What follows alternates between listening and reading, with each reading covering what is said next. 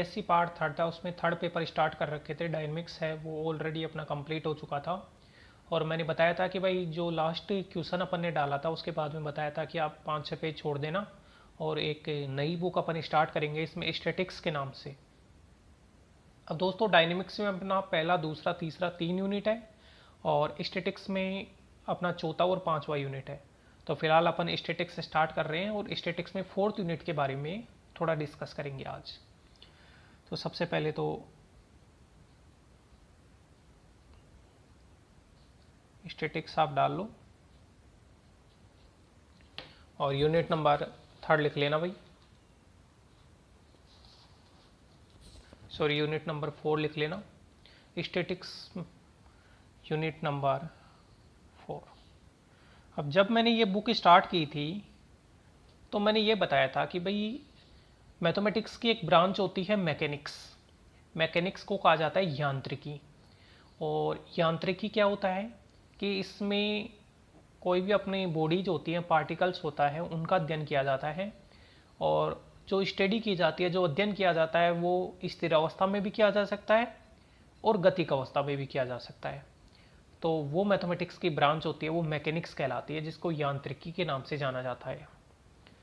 अब यांत्रिकी के दो पार्ट डिवाइड हो गई, एक अपना स्टैटिक्स चला गया और एक अपना डायनेमिक्स चला गया। अपन डायनेमिक्स में पढ़ लिया है।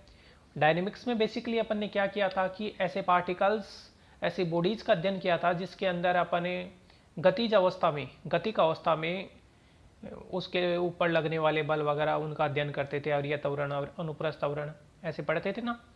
तो गतिशील अवस्था में पिंडों का जो अध्ययन किया जाता है वो तो अपना गतिकी कहलाती है, वो शाखा डायनेमिक्स कहलाती है।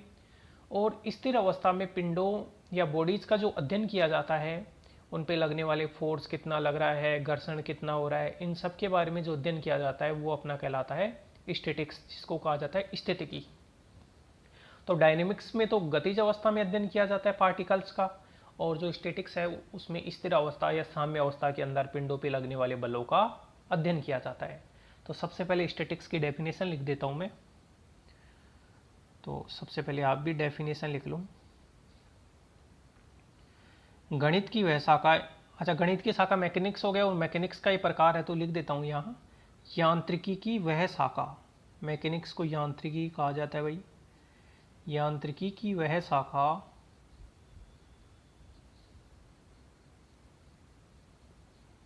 यांत्रिकी की वह शाखा जिसमें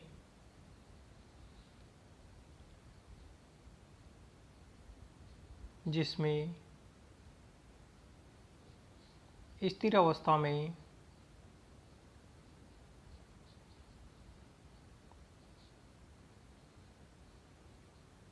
स्थिर अवस्था बोल दो या फिर साम्य अवस्था बोल दो, तो पिंडों पर लगने वाले बलों का अध्ययन किया जाता है। लगने वाले बलों का अध्ययन किया जाता है। अध्ययन किया जाता है, स्टैटिक्स कहलाती है, स्थितिकी कहलाती है। स्टैटिक्स कहलाती है। तो याद रखना, यहाँ स्थिर अवस्था में अध्ययन करेंगे या फिर साम्य अवस्था में अध्ययन करेंगे, और वहाँ पे किस में अध्ययन कर रहे थे, वहाँ पे गतिशील अवस्था में अध्ययन कर रहे थे डायनेमिक्स में। अब मैं आपको बता रहा था कि इसके अंदर जो यूनिट नंबर 4 और 5 है, उसमें सबसे पहले यूनिट नंबर अपन 4 पढ़ेंगे, और यूनिट नंबर 4 के अंदर जो अपना टॉपिक है जो अपन पढ़ने वाले हैं, वो पढ़ने वाले हैं यहाँ पे घर्षण है। 2 क्वेश्चन इसमें से आएंगे, घर्षण, और घर्षण को कहा जाता है फ्रिक्शन इंग्लिश में। घर्षण को क्या कहा जाता है, फ्रिक्शन। अब दोस्तों ये टॉपिक घर्षण इसलिए पढ़ा रहा हूँ मैं इसमें, क्योंकि घर्षण के बारे में आप काफ़ी कुछ चीज़ें जानते हैं कि इस संसार में अगर कोई भी अपना पिंड है वो गति करता है तो केवल और केवल घर्षण की वजह से गति करता है। अगर आप फ्रिक्शन को जीरो कर दो तो फिर आप गति नहीं कर पाओगे। जैसे आप किसी धरातल के ऊपर चलते हो, तो धरातल के ऊपर आप चलते हो तो आपको आगे की तरफ फोर्स लगाना पड़ता है, और घर्षण क्या होता है, घर्षण गति के विपरीत दिशा में लगता है, सेल्फ एडजस्टिंग फोर्स होता है। अगर आप लेफ्ट में गति करोगे तो फ्रिक्शन राइट में लगेगा, और राइट में गति करोगे तो फ्रिक्शन लेफ्ट में लगेगा। तो गति का विपरीत होता है हमेशा। जैसे अपन ये जानते हैं कि मान लो कि जैसे कोई क्रिकेट की बॉल है, अब क्रिकेट की बॉल को अपन फेंकते हैं तो अब जितने फोर्स से आप फेंकोगे तो वो क्या करेगा कि कुछ दूरी पे जाने के बाद में वो बॉल है वो रुक जाती है। भाई क्यों होता है ऐसा? वो सिर्फ और सिर्फ ज़मीन और उस बॉल के मध्य लगने वाले फ्रिक्शन की वजह से होता है। अगर वो फ्रिक्शन नहीं होता वहाँ पे तो वो बॉल कभी भी नहीं रुकती। तो याद रखना कि जो पिंड होते हैं वो फ्रिक्शन की वजह से ही गति करते हैं, और जो फ्रिक्शन होता है वो पिंडों की गति का विरोध करता है। तो पिंडों की गति का विरोध भी करता है फ्रिक्शन। और विरोध करने का मतलब यह है कि जैसे पिंड है, जैसे कोई पार्टिकल है यहाँ पे, और ये पार्टिकल है वो इधर गति कर रहा है, तो फिर फ्रिक्शन ऑटोमेटिक इधर इसका लगने लग जाएगा। जो अपना धरातल और ये बॉडी है उसका जो पॉइंट ऑफ कांटेक्ट होता है, पॉइंट ऑफ कांटेक्ट मतलब स्पर्श बिंदु पे जो फ्रिक्शन है वो इस साइड में लगने लग जाएगा। तो अपन ये बोल सकते हैं कि जो घर्षण होता है वो एक प्रकार का ऐसा बल होता है जो क्या करता है कि पिंडों की गति का विरोध करता है। घर्षण के इस दुनिया में सारे एग्जाम्पल घर्षण के हैं। भाई गाड़ियाँ अगर सड़क पे चलती हैं तो घर्षण की वजह से चलती हैं, और घर्षण को कम और ज़्यादा किया जा सकता है। घर्षण का न्यूनतम मान 0 होता है, अधिकतम मान 1 होता है। ये घर्षण गुणांक के अंदर देखेंगे वो तो अपन कि घर्षण गुणांक का न्यूनतम मान 0 होता है, अधिकतम मान 1 होता है। अब जितना ज़्यादा घर्षण होगा उसके लिए उस पिंड को गति करवाने के लिए उतना ही ज़्यादा अपने को फोर्स लगाना पड़ता है। अब जैसे देखो, जैसे अपन ये देखते हैं कि भाई कोई चिकनी सतह है, चिकनी सतह के ऊपर अपने जैसे चलते हैं तो अपना चलना मुश्किल हो जाता है। क्यों मुश्किल हो जाता है? क्योंकि उस केस में फ्रिक्शन का मान कम हो जाता है। या फिर अपन ऐसे बोलते हैं जैसे ऑयल, ग्रीस और विभिन्न प्रकार के जो, जैसे अपन जानते हैं कि जैसे तेल होता है वो भी घर्षण को कम करता है। तो ये सारी चीज़ें हैं जो घर्षण को कम करने वाली हैं। जैसे किसी सतह के ऊपर मान लो अपना कोई ऑयल गिर जाता है तो अब वो सतह चिकनी हो जाती है तो आप उसके ऊपर गति कर सकते हो क्या? गति नहीं कर सकते हो। तो फ्रिक्शन के कारण ही इस दुनिया के अंदर अपने जो पार्टिकल्स हैं वो गति करते हैं। अच्छा, ऐसा कोई भी लिक्विड नहीं होता जिसका फ्रिक्शन का मान 0 होता है। पूर्ण रूप से ऐसा कोई भी अपना पार्टिकल या ऐसा कोई भी लिक्विड नहीं होता जिसके लिए घर्षण क्या होता है 0। यहाँ अपन जानते हैं कि जैसे कोई भी अपना लिक्विड है, अब लिक्विड के अंदर भी बहुत सारी परतें होती हैं, इन परतों के मध्य भी क्या पाया जाता है? अपना घर्षण बल पाया जाता है। तो अच्छा, और एक एग्जाम्पल भी अपने दे रखा है यहाँ बुक के अंदर। क्या दे रखा है कि मान लो कि यहाँ पे बर्फ़ की 2 सिल्लियाँ हैं, एक सिल्ली ये है कोई बर्फ़ की और एक सिल्ली ये है, ये दोनों ऊपर नीचे रखी हुई हैं। अब ऊपर नीचे रखी हुई हैं तो इनका पॉइंट ऑफ कॉन्टैक्ट मान लो एक जगह है, पॉइंट ऑफ कॉन्टैक्ट मानोगे तो अब आप क्या करोगे कि जैसे ये सिल्ली है इसको इधर की तरफ आप खींचोगे तो फिर यहाँ से जो घर्षण बल है वो इधर लगना लग जाएगा, इसकी गति का क्या करेगा? विरोध करेगा। तो घर्षण बल होता है एक सेल्फ एडजस्टिंग फोर्स होता है। अच्छा, आप इधर इसको खींचोगे पकड़ के तो घर्षण बल इधर लगने लग जाएगा। तो गति के हमेशा विपरीत लगता है। चलो मैं इसके अंदर कुछ डेफिनेशंस वगैरह आपको बता देता हूँ। सबसे पहले तो यहाँ पे लिखो आप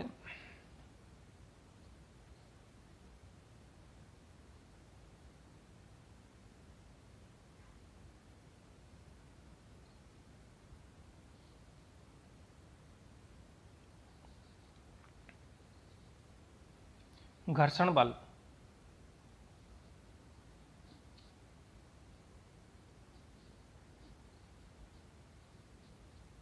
डेफिनेशन है भाई। घर्षण बल क्या होता है कि जब दो पिंड स्पर्श करते हैं तो उनके मध्य स्पर्श बिंदु पर, जब दो पिंड स्पर्श करते हैं तो उनका जो पॉइंट ऑफ कांटेक्ट होता है उस स्पर्श बिंदु के ऊपर एक स्पर्शी प्रतिरोधी बल लगता है, और वो बल क्या होता है? उस पिंडों को सरकने या गति करने का विरोध करता है। तो मैं यह लिखता हूं, जब दो पिंड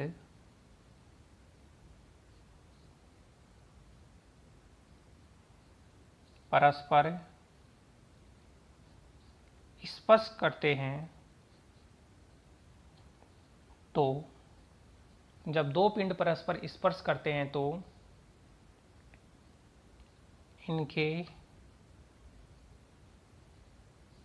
स्पर्शी बिंदु पर, जो पॉइंट ऑफ कांटेक्ट होता है, स्पर्शी बिंदु पर एक प्रतिरोधी बल उत्पन्न होता है। जो पॉइंट ऑफ कांटेक्ट है उसके ऊपर क्या होता है, एक रेजिस्टेंस फोर्स लगता है, एक प्रतिरोधी बल उत्पन्न होता है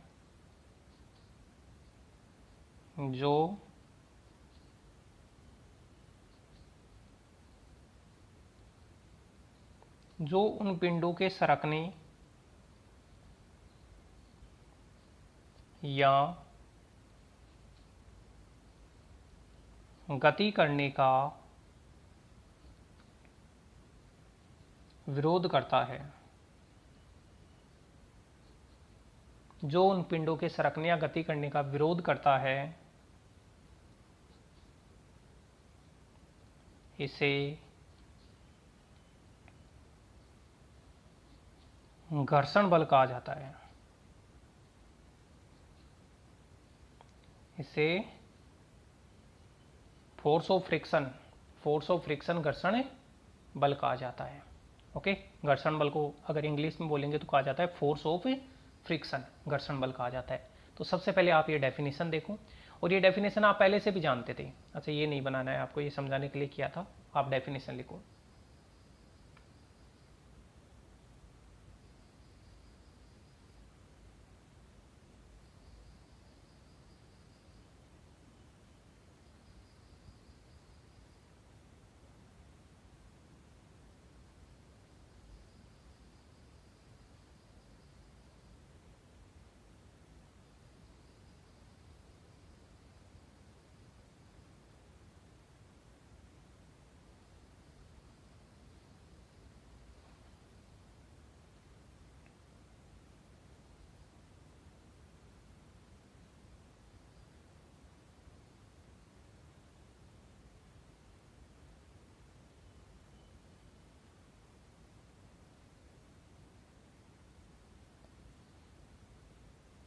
अब देखो दोस्तों, यहाँ पे छोटी सी चीज मैं आपको समझाने की कोशिश करता हूँ।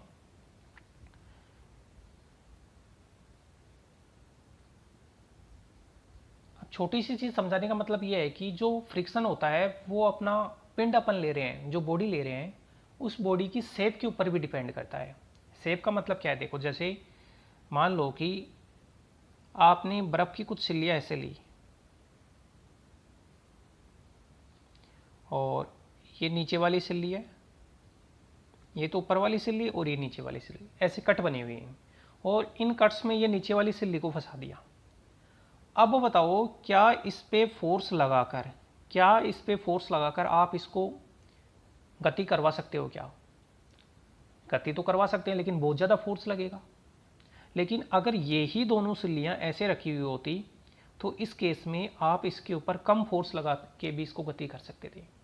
तो इसका मतलब ये हुआ कि जो घर्षण होता है वो क्या करता है कि अपने जो पार्टिकल्स हैं, जो पिंड हैं, उनके पिंडों की जो आकृति होती है, शेप होती है, उसके ऊपर भी डिपेंड करता है। और पिंडों का जो भार होता है, भाई कितने मास का अपना पार्टिकल है, उनके ऊपर भी डिपेंड करता है।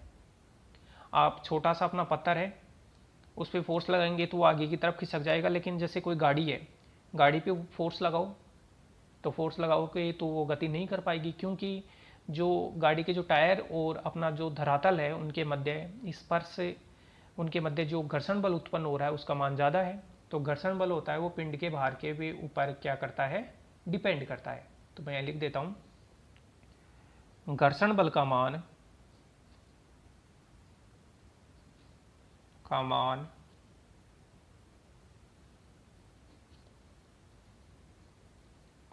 पिंडों की आकृति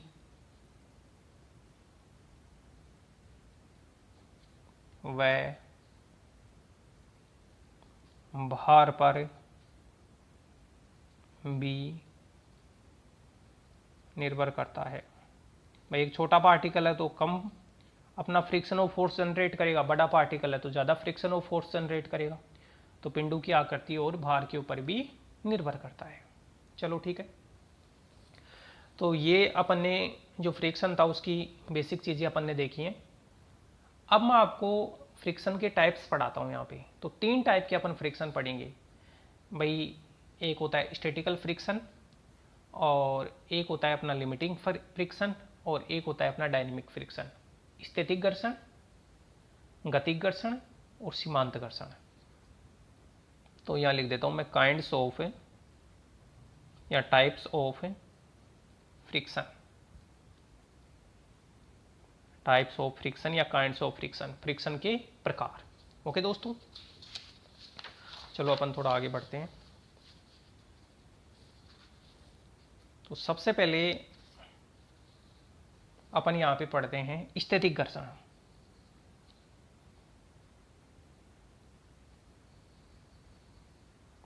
स्थैतिक घर्षण, घर्षण 3 प्रकार का होता है, अभी मैंने बताया, स्थैतिक घर्षण, सीमांत घर्षण और अपना गतिक घर्षण। स्थैतिक घर्षण, स्थैतिक घर्षण को बोलेंगे स्टैटिकल फ्रिक्शन।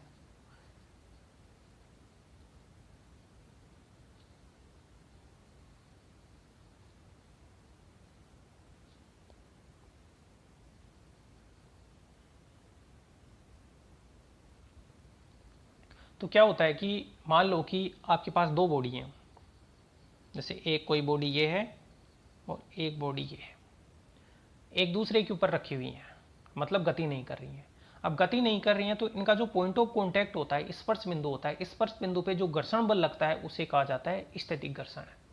कहने का मतलब जब अपने पार्टिकल्स हैं वो मूव नहीं कर रहे हैं तो उनके मध्य जो पॉइंट ऑफ कॉन्टैक्ट होता है, मूव नहीं कर रहे हैं और संतुलन की स्थिति में है।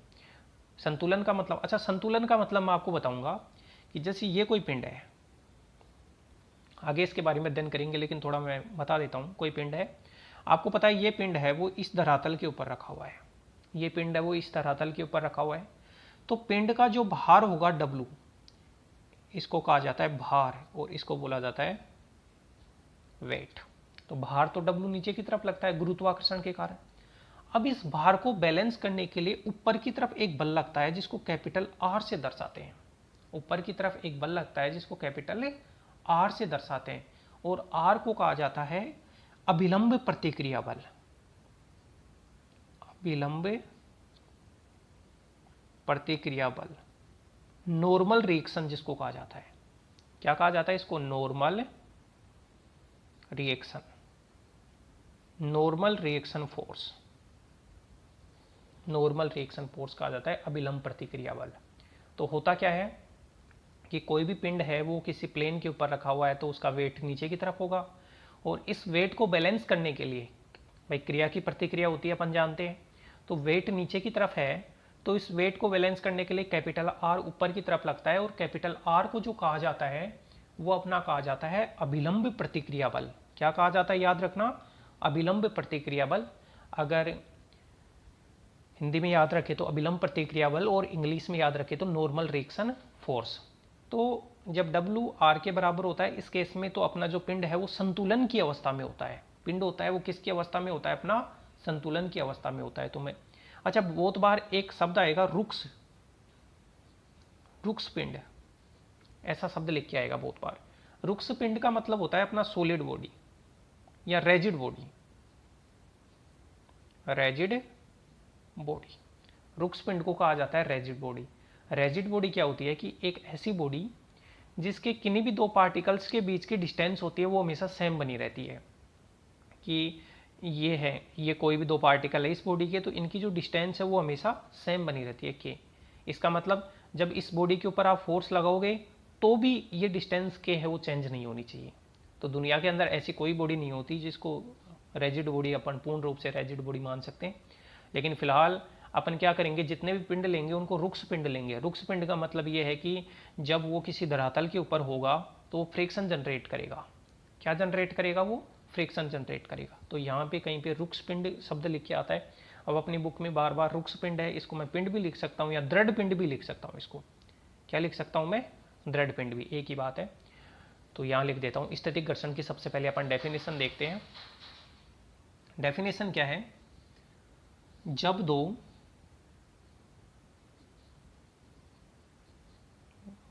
रुक्ष पिंड मैंने बता दिया, दृढ़ पिंड। अच्छा मैं थोड़ा ये गेट बंद करके आता हूँ भाई एक बार।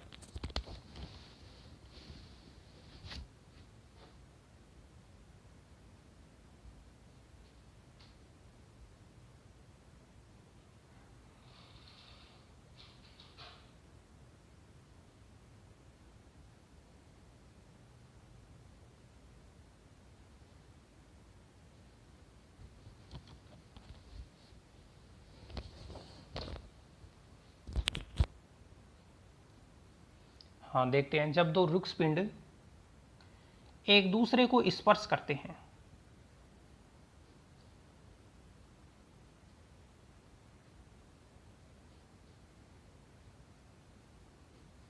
जब दो रुक्ष पिंड एक दूसरे को स्पर्श करते हैं तथा संतुलन की अवस्था में है, मतलब गति नहीं कर रहे हैं, बैलेंस हैं, तथा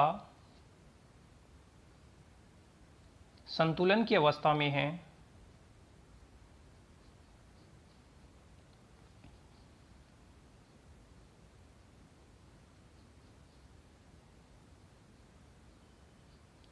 तब उनके स्पर्श बिंदु, तब उनके स्पर्श बिंदु, स्पर्श बिंदु का मतलब होता है point of contact, point of contact, तब उनके स्पर्श बिंदु पर उत्पन्न घर्षण बल, उत्पन्न घर्षण बल, ये वाला नहीं लिखना है, ये वाला जो समझाने के लिए किया है, उत्पन्न घर्षण बल स्टैटिकल फ्रिक्शन कहलाता है, स्थैतिक घर्षण बल कहलाता है, यह स्थैतिक घर्षण कहलाता है।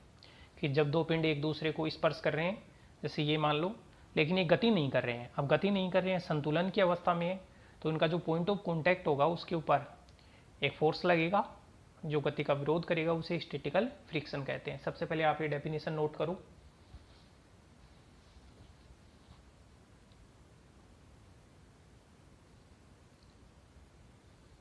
अब देखो, दूसरा जो अपना फ्रिक्शन का टाइप अपन यहां पे पढ़ेंगे वो पढ़ेंगे सीमांत घर्षण। क्या पढ़ेंगे? सीमांत घर्षण। और ये बहुत इंपॉर्टेंट है भाई, अपन जितने भी क्वेश्चन करेंगे वो लिमिटिंग फ्रिक्शन के हिसाब से करेंगे। सीमांत घर्षण को कहा जाता है लिमिटिंग फ्रिक्शन, लिमिटिंग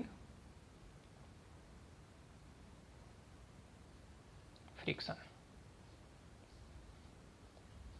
अब सीमांत घर्षण को समझने के लिए देखो, सीमांत घर्षण का मतलब क्या है कि मान लो कि दोस्तों ये अपना समतल है और इस समतल के ऊपर ये कोई बॉडी रखी हुई है। अब बॉडी रखी हुई है तो सीधी सी बात है कि इसका बार W नीचे की तरफ होगा और नॉर्मल रिएक्शन R ऊपर की तरफ होगा। ठीक है, आपने इसको P फोर्स लगा के यहां से खींचा। कितना फोर्स लगा के? P फोर्स लगा के खींचा। तो P फोर्स लगा के खींचा तो ये आप जो फोर्स लगा रहे हो उसके अपोजिट डायरेक्शन में F घर्षण बल जनरेट करेगा। भाई अपना F क्या करेगा? ये घर्षण बल जनरेट करेगा और जो अपनी गति का क्या करेगा? विरोध करेगा। अब सीमांत घर्षण क्या होता है कि मान लो कि दोस्तों भाई ये बॉडी अपने भार के कारण यहाँ पे घर्षण जनरेट कर रही है। आपने सबसे पहले इसके ऊपर 1 न्यूटन फोर्स लगाया।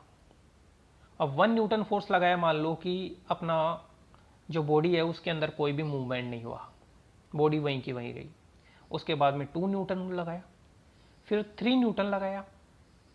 3 न्यूटन लगाया फोर्स का मान बढ़ा। धीरे धीरे आप जो बल लगा रहे हो उसको गति करवाना चाहते हैं अपन इस बॉडी को, तो जो फोर्स लगा रहे हो उसका मान अपन धीरे धीरे बढ़ा रहे हैं। तो 3 न्यूटन हो गया, तब तक ये बॉडी मूव नहीं कर रही। लेकिन जैसे ही, अच्छा इसका मतलब ये हुआ कि 3 न्यूटन आप इसको इधर लगा रहे हो, इसको खींच रहे हो 3 न्यूटन फोर्स से, तो इसके अपोजिट डायरेक्शन में जो ये अपना जो फ्रिक्शन जनरेट हो रहा है उसका मान भी कितना है? 3 न्यूटन। आपने इधर 4 न्यूटन लगाया तो फिर इधर भी कितना हो गया? 4 न्यूटन हो गया। अब जैसे ही, अच्छा 4 न्यूटन आपने जब तक इधर फोर्स लगाया तब तक ये बॉडी अपनी मूव नहीं कर रही है, लेकिन जैसे ही आपने 4.1 न्यूटन का फोर्स अप्लाई किया ये बॉडी इधर गति करना चालू कर दी। इसका मतलब दोस्तों कि इसका मतलब ये हुआ कि आपने 4 न्यूटन का फोर्स लगाया था तब तो ये बॉडी गति नहीं कर रही थी। उसके अपोजिट डायरेक्शन में जो फ्रिक्शन जनरेट हो रहा था उसका मान भी कितना था? 4 न्यूटन, जितना आपने फोर्स लगाया। लेकिन आपने 4.1 न्यूटन का फोर्स अप्लाई करते ही ये बॉडी इधर गति करना चालू कर दी। इसका मतलब कि यहाँ पे जो इसका लिमिटिंग फ्रिक्शन का मान है वो है 4 न्यूटन। लिमिटिंग फ्रिक्शन का मान का मतलब यह है कि ये बॉडी अधिकतम कितना घर्षण बल उत्पन्न कर रही है, अधिकतम कितना घर्षण बल उत्पन्न कर रही है, तो वो 4 न्यूटन का घर्षण बल उत्पन्न कर रही थी। और आपने इस बॉडी का अधिकतम घर्षण बल, अच्छा सीमांत घर्षण को अधिकतम घर्षण बल भी कहा जाता है। तो एक्चुअल में ये सीमांत घर्षण बल का जो कॉन्सेप्ट आया है वो कहाँ से आया है कि अपनी जब पिंड सरकने वाला होता है, जैसे ये पिंड है, अब ये गति करने की स्थिति में हो जाता है। जैसे मान लो 4 न्यूटन फोर्स लगाया तब तो गति नहीं किया, लेकिन 4.1 लगाते ये गति करने लग गया। तो जब अपना पिंड होता है वो गति करने या फिसलने की स्थिति में होता है, तो लगने वाला जो फोर्स होता है वो कहलाता है सीमांत घर्षण बल। और याद रखना, ये जो सीमांत घर्षण बल होता है वो घर्षण बल का मैक्सिमम मान होता है, इसे महत्तम घर्षण बल भी कहा जाता है। भाई पहले आपने 1 न्यूटन लगाया था तो अपोजिट डायरेक्शन में 1 न्यूटन लगा, फिर 2 लगाया था तो 2 लगा। आपने 4 न्यूटन जब तक फोर्स लगाया तो अपोजिट डायरेक्शन में 4 न्यूटन लग गया। अब 4.1 लगाते ही आपकी बॉडी मूव करना लग गई, मूव करने लग गई। अब मूव करने लग गई तो पक्की बात है कि ये बॉडी जितना फ्रिक्शन जनरेट कर रही है उसका मैक्सिमम मान कितना है, 4 न्यूटन। और आपने 4 न्यूटन से ज़्यादा फोर्स लगा दिया तो ये बॉडी अपनी मूव करना स्टार्ट कर देगी। तो लिमिटिंग फ्रिक्शन क्या होता है कि जब अपना पिंड है वो, जैसे अभी अपन स्टैटिकल फ्रिक्शन पढ़ रहे थे, स्टैटिकल फ्रिक्शन में तो आपकी बॉडी है वो बिल्कुल स्थिर अवस्था में रखी हुई है। और अभी गतिक घर्षण पढ़ेंगे उसके अंदर क्या करेंगे कि बॉडी गतिशील अवस्था में होगी। स्टैटिकल में तो बिल्कुल स्थिर अवस्था में रखी हुई है। और अभी डायनेमिक फ्रिक्शन पढ़ेंगे उसके अंदर अपनी जो बॉडी है वो गतिशील अवस्था में होंगी। लेकिन जो ये लिमिटिंग फ्रिक्शन होता है इसके अंदर क्या होता है कि जैसे ये यहाँ पे कोई प्लेन है या समतल है, तो ये बॉडी होती है वो गति तो नहीं कर रही होती है, लेकिन गतिशील अवस्था में होने वाली होती है बस तुरंत, कि थोड़ा सा फ्रिक्शन और लगा दिया तो अब ये गति करने लग जाएगी। तो बिल्कुल इस फ्रिक्शन का जो लिमिटिंग मान होता है उसे कहा जाता है सीमांत घर्षण। कोई बॉडी है, ये बॉडी मान लो मैक्सिमम 25 न्यूटन का फ्रिक्शन जनरेट कर सकती है, तो 25.1 न्यूटन आपने फोर्स लगा दिया तो ये बॉडी गति करने लग जाएगी। तो इस बॉडी का जो लिमिटिंग फ्रिक्शन हो गया, अधिकतम कितनी लिमिट सह सकती है ये फ्रिक्शन की, लिमिटिंग का मतलब ये होता है कि अधिकतम कितनी लिमिट तक का फ्रिक्शन सह सकती है, अपनी अधिकतम कितनी लिमिट तक का फ्रिक्शन जनरेट कर सकती है, या कितनी लिमिट तक का जो फोर्स है वो ये सह सकती है, उसे कहा जाता है सीमांत। तो 25 न्यूटन का फोर्स लगाया तब तक कोई गति नहीं करेगी, और 25.1 लगाते ही जैसे गति करने लग गई तो इसका सीमांत घर्षण का जो मान हो गया वो कितना हो गया, 25 न्यूटन हो गया। तो मैं लिख देता हूँ। अच्छा, सीमांत घर्षण की बात जब भी आएगी तो अधिकतम घर्षण की बात होगी, याद रखना हमेशा। और जितने भी पार्टिकल होते हैं उनका अपन अध्ययन करते हैं वो इस सीमांत संतुलन की अवस्था में ही करते हैं। सीमांत घर्षण का मतलब कि पिंड जस्ट बस गति करने वाला है, गति कर नहीं रहा, लेकिन थोड़ा सा फोर्स अगर आप बढ़ा दोगे तो वो तुरंत गति करने लग जाएगा। तो एक बार डेफिनेशन देखो,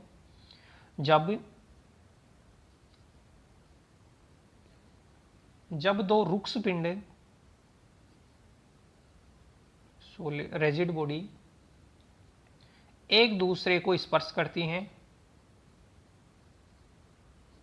एक दूसरे को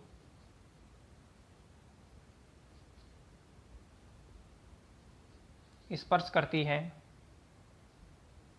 तथा एक दूसरे पर फिसलने वाली ही है, फिसल नहीं रही हैं लेकिन तुरंत अब फिसलने वाली हैं, तथा एक दूसरे पर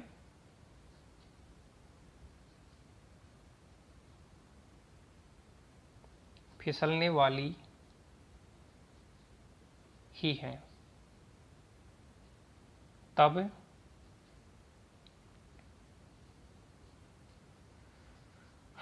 इनके मध्य उत्पन्न घर्षण बल, तब इनके मध्य उत्पन्न घर्षण बल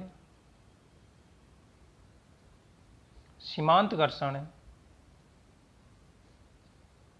कहलाता है, लिमिटिंग फ्रिक्शन कहलाता है। तथा यह जो अवस्था होती है कि एक बॉडी अपनी दूसरी बॉडी पे फिसलने वाली ही होती है, तथा यह अवस्था सीमांत संतुलन की अवस्था कहलाती है। सीमांत संतुलन की अवस्था कहलाती है।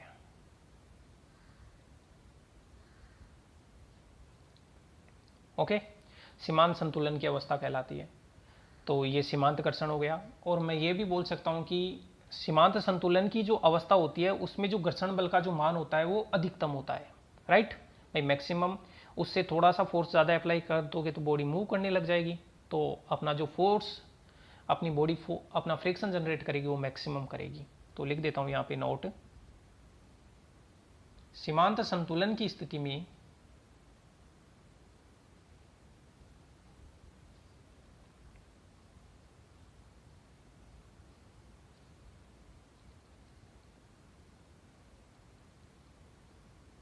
सीमांत संतुलन की स्थिति में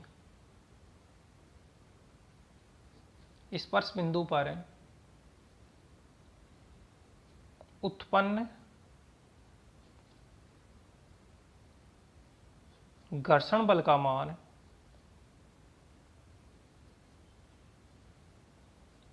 मैक्सिमम होता है, मैक्सिमम होता है। सीमांत संतुलन की स्थिति में जो स्पर्श बिंदु है उस पे जो घर्षण बल कितना उत्पन्न हो रहा है उसका मान मैक्सिमम होता है। तो ये सीमांत लिमिटिंग फ्रिक्शन का जो केस है वो आ गया है। तो घर्षण बल के दो टाइप अपन ने पढ़ लिए, स्टैटिकल फ्रिक्शन पढ़ लिया और दूसरा अपन ने लिमिटिंग फ्रिक्शन पढ़ लिया। अब तीसरा अपन पढ़ते हैं डायनेमिक्स फ्रिक्शन, जिसको कहा जाता है गतिक घर्षण। गतिक घर्षण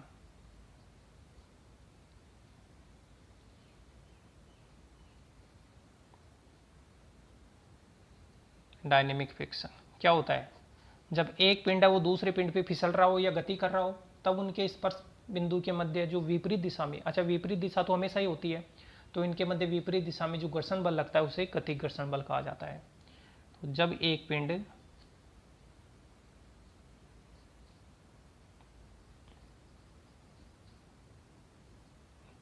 दूसरे पिंड पर फिसल रहा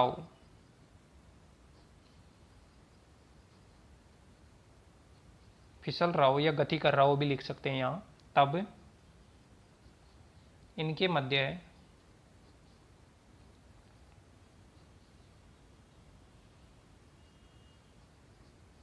स्पर्श बिंदु पर उत्पन्न घर्षण, तो इनके मध्य जो स्पर्श बिंदु है उस पर उत्पन्न घर्षण गतिक घर्षण कहलाता है, गतिक घर्षण कहलाता है। तो सीधी सी बात यह है कि स्थिर अवस्था में उत्पन्न घर्षण बल स्थैतिक घर्षण बल, और जब अपने पिंड फिसलने वाले ही हो जस्ट तब जो घर्षण बल है वो सीमांत घर्षण बल, और गतिशील अवस्था में जो उत्पन्न घर्षण बल होता है वो क्या कहलाता है? अपना गतिक घर्षण बल, राइट। अब यहाँ पे अपन ये तो थोड़े घर्षण के टाइप थे तीन। अब एक नया टॉपिक है जिसको अपन पढ़ेंगे घर्षण कोण। अब पढ़ेंगे घर्षण कोण, बहुत इंपॉर्टेंट है, क्वेश्चन करेंगे, और इसको कहा जाता है angle of friction, angle of friction.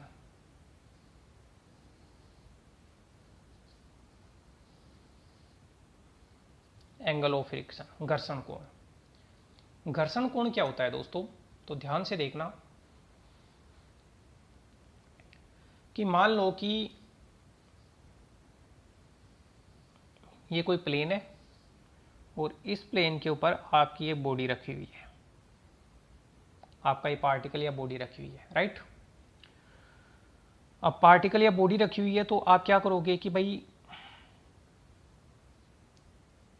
अच्छा सबसे पहले ये पार्टिकल या बॉडी रखी हुई है तो ये इसका भार W जो नीचे की तरफ लगेगा गुरुत्वाकर्षण के कारण, और भार W के अपोजिट डायरेक्शन में जस्ट अपोजिट अभिलंब प्रतिक्रिया बल जिसको नॉर्मल रिएक्शन फोर्स कहा जाता है वो कैपिटल R लगेगा, ठीक है। तो ये तो संतुलन की स्थिति हो गई भाई, ये W बाहर नीचे की तरफ हो गया और कैपिटल R जो नॉर्मल रिएक्शन हो गया वो ऊपर की तरफ। आप इस पिंड को P फोर्स लगा के खींच रहे हो, राइट साइड में P फोर्स लगा के खींच रहे हो, तो अब ये पिंड क्या करेगा कि लेफ्ट साइड में फ्रिक्शन उत्पन्न करेगा कैपिटल F। कितना फ्रिक्शन उत्पन्न करेगा? कैपिटल F उत्पन्न करेगा, अच्छा, और अब आप इसको इधर गति कर रहे हो तो कैपिटल एफ का जो मान होने वाला है वो अधिकतम होने वाला है। भाई इधर आप गति कर रहे हो, इसको आप इधर फोर्स लगा के गति करवाना चाह रहे हो, तो जितना आप घर्षण बल आपकी जो बॉडी है वो उत्पन्न करेगी उतना तो कर देगी, उसके बाद में गति करने लग जाएगी। तो ये जो फ्रिक्शन है उसका मान क्या होता है, मैक्सिमम होता है। तो मैंने ये 4 फोर्स बनाई। भाई डब्ल्यू पिंड का भार हो गया, आर हो गया नॉर्मल रिएक्शन, इसको बोल सकते हैं अपन अभिलंब प्रतिक्रिया बल, नॉर्मल रिएक्शन फोर्स। डब्ल्यू हो गया पिंड का भार, ओके। और ये अपना घर्षण बल होता ही है, अधिकतम घर्षण बल, अधिकतम घर्षण बल। अब सुनो भाई, ये अधिकतम घर्षण बल कैपिटल एफ और ये अपना नॉर्मल रिएक्शन कैपिटल आर। अब इन दोनों का रिजल्टेंट फोर्स निकालना है मेरे को। ये तो अपना अधिकतम घर्षण बल कैपिटल एफ और ये अपना विलंब प्रतिक्रिया बल। तो जैसे दो बल हैं तो इनका परिणामी होगा वो इनके बीच में होगा, रिजल्टेंट फोर्स। अरे ये पढ़ाया ना अपन ने कि यू वेग इधर है, वी वेग इधर है, तो इनका परिणामी इस दिशा में होता है। तो वही काम है कि कैपिटल आर ऊपर की तरफ ये फोर्स लग रहा है, ये अधिकतम घर्षण बल इधर लग रहा है, तो इसका परिणामी होगा वो ये होगा। और परिणामी को आप एस से दर्शा दो, जो रिजल्टेंट फोर्स है वो क्या हो गया, एस। और ये जो रिजल्टेंट फोर्स एस है वो अविलंब प्रतिक्रिया बल के साथ में कितना एंगल बनाता है, लैम्डा एंगल। लैम्डा मान लो या अल्फा मान लो, राइट। क्या बोला मैंने, ये कैपिटल आर अविलंब प्रतिक्रिया बल है, ये लैम्डा है वो मैक्सिमम फ्रिक्शनल फोर्स है, और इन दोनों का जो रिजल्टेंट फोर्स है वो रिजल्टेंट फोर्स है वो अविलंब प्रतिक्रिया बल के साथ में लैम्डा एंगल बनाता है। तो ये जो लैम्डा एंगल होता है वही आपका क्या होता है, एंगल ऑफ फ्रिक्शन। यही जो लैम्डा एंगल होता है वो आपका घर्षण कोण के नाम से जाना जाता है। ठीक है भाई, ध्यान रखना। तो अगर आपको कोई पूछ ले कि साहब घर्षण कोण क्या होता है, तो आप बोलोगे, आप ये बोलोगे कि परिणामी बल आपका जो रिजल्टेंट फोर्स और अविलंब प्रतिक्रिया बल, अविलंब प्रतिक्रिया बल और ये परिणामी, इन दोनों का, इनके मध्य जो एंगल होता है उसको कहा जाता है घर्षण कोण। तो मैं यहां लिख देता हूं कि माना कि पिंड सीमांत संतुलन की स्थिति में है। अच्छा, एक चीज और नोट करना आप, जैसे मान लो कि आपकी ये बॉडी है, अभी तो बॉडी में आप राइट साइड से फोर्स लगा रहे थे, मान लो लेफ्ट साइड से पी फोर्स लगाया, तो ये डब्ल्यू नीचे, ये आपका रिएक्शन फोर्स आर ऊपर और फ्रिक्शनल फोर्स एफ इधर हो गया आपकी बार। भाई सेल्फ एडजस्टिंग फोर्स होता है फ्रिक्शन, इधर खींच रहे हो तो इधर लगेगा। अब इसका परिणामी बनेगा इस दिशा में, और परिणामी एस है वो इधर बन जाएगा, ये लैम्डा एंगल, ध्यान रखना, राइट। तो ये तो बताने की जरूरत नहीं थी कुछ भी। तो माना कि पिंड सीमांत संतुलन की स्थिति में है,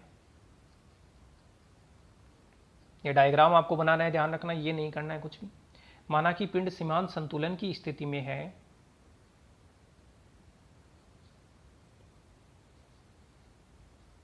तब अब सीमांत संतुलन की स्थिति जहां भी आ जाए तो आप बोल दोगे कि भाई इनके स्पर्श बिंदु पे उत्पन्न घर्षण बल का मान मैक्सिमम है। तब इनके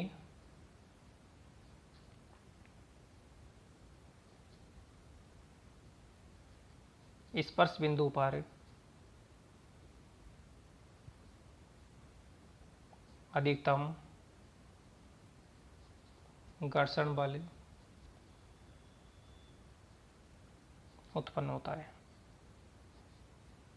राइट। ये तो अपन ने पहले भी देख लिया था कि भाई सीमांत संतुलन की स्थिति में जब अपने पार्टिकल होते हैं तो उनका जो पॉइंट ऑफ कांटेक्ट होता है उस पर मैक्सिमम फ्रिक्शनल फोर्स लगता है, अधिकतम घर्षण बल लगता है। अब यहाँ से बताता हूँ, देखो क्या है, अभिलंब प्रतिक्रिया बल और महत्तम घर्षण बल, इनका जो परिणामी है, तो लिखता हूँ कि अभिलंब प्रतिक्रिया बल, यहाँ से मेन डेफिनेशन चालू है इसकी घर्षण कोण की, अभिलंब प्रतिक्रिया बल कैपिटल आर से दर्शाएंगे, अभिलंब प्रतिक्रिया बल कैपिटल आर तथा महत्तम घर्षण बल, maximum frictional force capital F. अधिकतम घर्षण बल अपना अभिलंब प्रतिक्रिया बल ये कैपिटल आर हो गया, और ये अधिकतम घर्षण बल कैपिटल एफ का परिणामी बल, इनका जो इन दोनों का जो रिजल्टेंट फोर्स है का परिणामी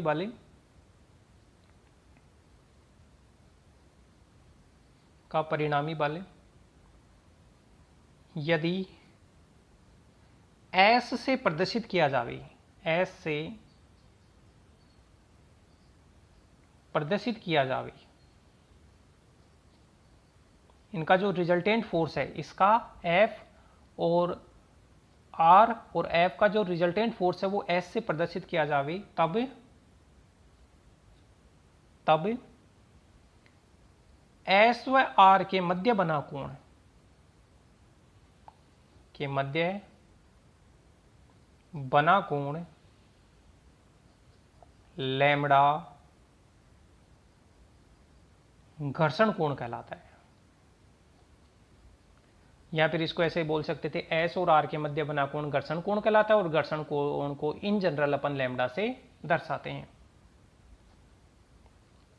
तो याद रखना कि जब भी घर्षण कोण के बारे में आपको पूछे तो आपको ये डायग्राम बनाना है। और अच्छा, ये एस के बारे में भी लिख देता हूं मैं, ये परिणामी प्रतिक्रिया बल है, परिणामी प्रतिक्रिया बल, ये भी लिख लेना, एस के लिए भी लिख लेना परिणामी प्रतिक्रिया बल। और परिणामी है किस किस का, मैक्सिमम फ्रिक्शनल फोर्स एफ और नॉर्मल रिएक्शन फोर्स आर का जो परिणामी प्रतिक्रिया बल है, रिजल्टेंट रिएक्शन फोर्स, वो क्या है, एस। तो एस और आर के मध्य जो एंगल होता है लैम्बडा, उसको कहा जाता है अपना फ्रिक्शनल एंगल या एंगल ऑफ फ्रिक्शनल, और आप इसको लैम्बडा से दर्शाएंगे बार बार। तो ये घर्षण कोण के बारे में ध्यान रखना, बस इतना सा ध्यान रखना कि एस और आर के मध्य बना कोण घर्षण कोण होता है, जहां आर तो नॉर्मल रिएक्शन होता है और एस क्या होता है अपना रिजल्टेंट रिएक्शन होता है। तो चलो, मैं सोच रहा था एक लेक्चर में हो जाएगा।